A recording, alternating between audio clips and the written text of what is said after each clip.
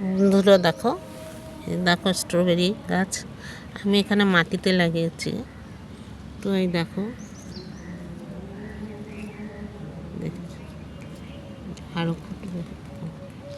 এটা তো মাটিতে হয়েছে, এর নিচে না আমি কিছু জিনিস দেব।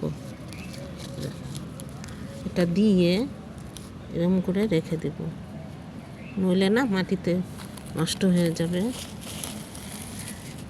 এর নিচে খড় দিলে, ধানের যে খড় হয় না ধান গাছের, সেই খড়টা দিলে কিন্তু ভালো হয়। তো আমার কাছে নেই না, তো এই জন্য আমি এই কার্টুনের পাট ছিঁড়ে নিচে দিলাম।